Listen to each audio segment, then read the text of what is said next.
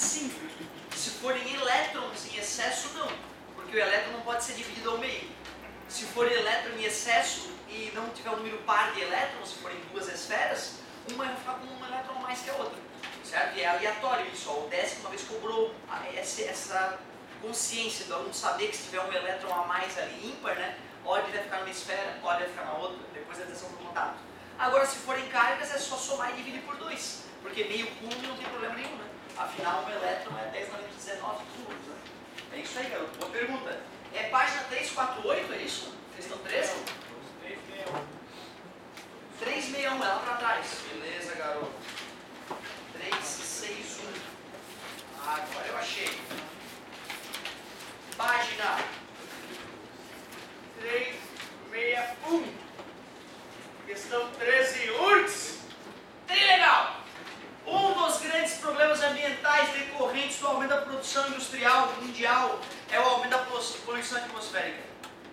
A fumaça resultante da queima de combustíveis fósseis como carvão ou óleo carrega partículas sólidas quase microscópicas, contendo, por exemplo, carbono, grande causador de dificuldades respiratórias. Faz-se, então, necessária a remoção dessas partículas da fumaça antes de ela chegar à atmosfera. Um dispositivo idealizado para este fim está esquematizado na figura abaixo. Então ele colocou ali duas placas, né, uma placa positivamente carregada e uma placa negativamente carregada, então vai ter um campo elétrico ali. E aí esse campo elétrico vai jogar as partículas carregadas positivamente e negativamente para cada um para o seu lado, e os coletores vão remover, vão né, ficar com a sujeirinha ali. A fumaça poluída passa, ao passar pela grade metálica negativamente carregada, é ionizada e posteriormente atraída pelas placas coletoras positivamente carregadas. O ar emergente fica até 99% livre de poluentes. A filtragem do ar idealizada nesse dispositivo é um processo fundamentalmente baseado na eletricidade estática, conservação de carga elétrica, conservação de energia, força eletromotriz e conservação da massa. Eu estava te ensinando essa ideia, né? Revisando contigo, na verdade, eu não posso te ensinar muitas coisas, na verdade, porque tem que decidir aprender, né? Eu estava te mostrando a ideia de campo elétrico nessa matéria, certo? Então tem um campo elétrico atuando para lá, tem uma partícula positiva aqui, ela vai ser empurrada para lá, força elétrica. Se a partícula é negativa, ela vai ser empurrada no sentido oposto do campo elétrico. Isso quem estuda é a eletrostática, que é o nome da nossa matéria, certo? Então deixa eu ver, eletricidade estática, eletrostática ou eletricidade estática, faz sentido. Vamos ver os outros itens. Conservação da carga elétrica. Conservação da carga elétrica é o fato daquilo que tu me perguntou, de eu ter várias cargas elétricas. Antes e depois de eu colocar essas cargas em contato, a soma delas tem que ser igual. Tenho 5 coulombs e menos 3 coulombs. Ao todo eu tenho 2 coulombs. Aí eu encosto as esferas idênticas e afasto. Cada uma fica com 1 coulomb, somando 2 coulombs. A soma das cargas antes do fenômeno é igual à soma das cargas depois do fenômeno. E sempre será. Porque é uma lei da natureza. As cargas elétricas se conservam. Essa ideia não estava, não era necessária para entender a questão. Conservação de energia. Nada se cria, nada se perde, tudo se conserva. Né? A consciência de que a energia que está em vocês agora veio do Sol, certo? A consciência de que Deus, quando criou o universo, disse: entrego ao universo uma quantidade X de energia e nunca, jamais brotará ou desaparecerá uma qualquer quantidade de energia no universo. Dizem que quando Deus criou o universo, Ele falou isso. E a gente chama isso hoje de conservação da energia. Não foi necessária essa ideia para resolver a questão. Força eletromotriz. Força eletromotriz é o que tem na tua tomada lá, 220 volts de força eletromotriz. São os 12 volts da bateria do carro. É 1,5 volts das pilhas que tu usa no teu dia a dia. Isso é que é força eletromotriz. Ele até deve ter precisado de força eletromotriz para deixar as placas positivamente e negativamente carregadas. Mas não era isso que era o cerne da questão. O cerne da questão era o campo elétrico atuando em partículas carregadas, que é a matéria da eletrostática. Conservação da massa. Lavoisier medindo tudo que entrava e saía do corpo dele e descobriu que massa se conserva. Sabia dessa? A lei de conservação da massa nasceu do Lavoisier usando o próprio corpo como experiência. Ele percebia que ele comendo ficava mais massivo e quando ia no banheiro ficava menos massivo. Começou a medir tudo, com grande precisão, tudo que entrava e tudo que saía. Passado algum tempo ele percebeu que estava saindo menos do que entrando. Onde Lavoisier tinha errado? Para quem não entendeu, ele botava na balança tudo que ele comia e botava na balança as fezes e a urina dele. Ele, medindo as fezes e a urina, percebeu que tinha menos massa do que o que ele comia. Onde Lavoisier estava deixando escapar massa? Ou será que é assim mesmo? Poderia se argumentar assim, que é a energia que ele está consumindo. Mas não é energia nuclear no meu corpo, não é uma usina nuclear. Eu não estou desmontando os átomos para aproveitar essa energia, é uma energia química que eu aproveito, né? Então não justificaria o desaparecimento de massa. Então não é uma usina nuclear. Mas parabéns, é um bom argumento. Onde é que está se perdendo massa agora? Tu sabe que está se perdendo massa nesse instante, né? Por onde que está se perdendo massa nesse instante? Isso, transpiração pela tua pele, pela tua boca. Se tu enrolar algum plástico na tua pele, esperar alguns minutos, tira, já está tudo babado de suor, né? É o vapor da água saindo, ele não percebeu isso. Mas depois de algum tempo ele começou a computar o suor que estava evaporando. Aí ele percebeu que somando tudo que entrava, somando tudo que saía, a conta fechava. Mais alguns anos, lei de conservação da massa. Que viagem, né, cara? O cara usou o próprio corpo como experimento para poder determinar a conservação da massa. Mas não foi fundamental para resolver a questão. Então eu continuo dizendo que é a letra A. Show de bola. O amigo que pediu a 14 foi na sequência mesmo? Ou foi 12? Quem foi que pediu 14? É isso mesmo? Essa é 14 mesmo ou era a outra 14? Show, querido. Obrigado. 14 na página 361. Galera, sempre confiram o gabarito e qualquer erro de gabarito, pode ser meu erro, pode ser do gabarito, vocês se manifestem, tá, gente? Por favor. Questão 14. As cargas elétricas mais Q menos Q mais 2Q estão dispostas num círculo de raio R.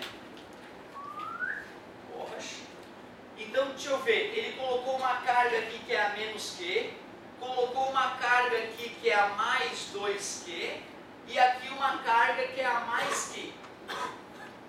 E ele quer saber, com base nos dados da figura, é correto afirmar que o campo elétrico resultante no ponto situado no centro do círculo está representado pelo vetor.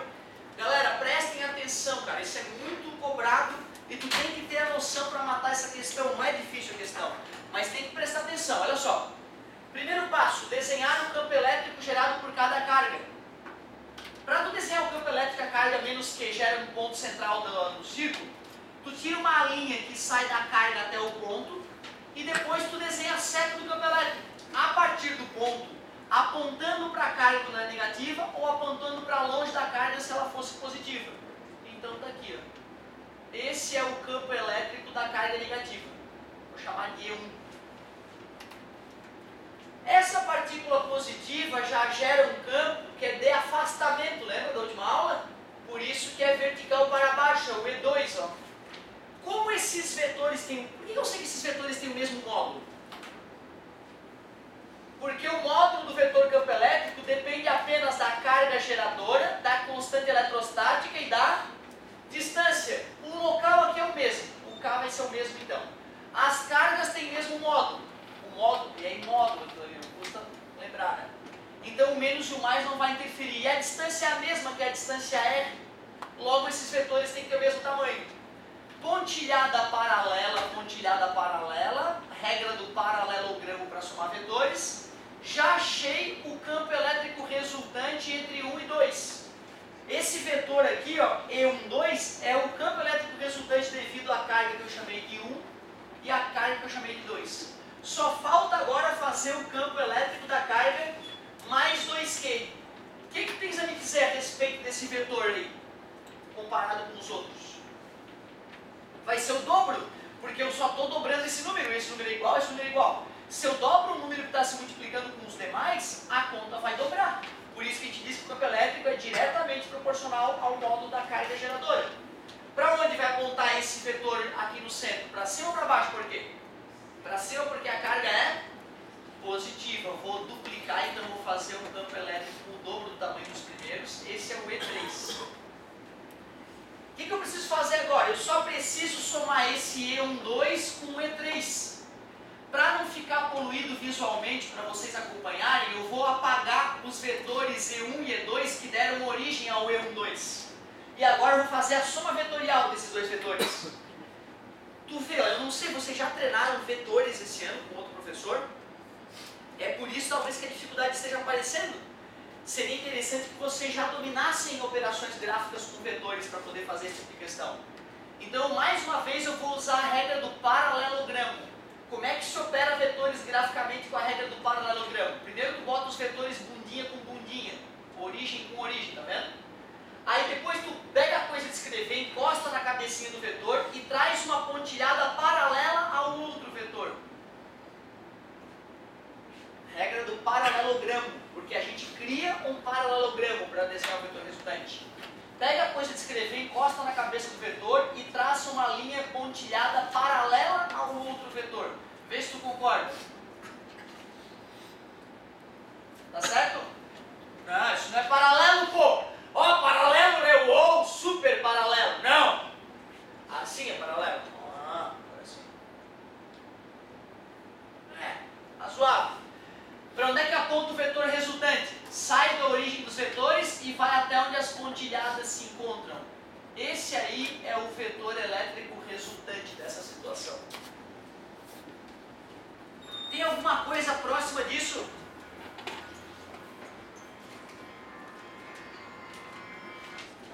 Depois passa pra mim. Toque, gostei. Tá tô de sacanagem. Normal, galera. Vai acontecer o meu uma vez ou outra, vai acabar tocando. Não sou ansioso hoje, eu acredito, mas acontece nas melhores famílias. Qual que está apontando mais adequadamente no ER, galerinha? E2. Mas foi repetido, disse que é 2. Beleza? Próxima. Tinha um pedido mais uma? Não, não? 16. Obrigado pela pedida.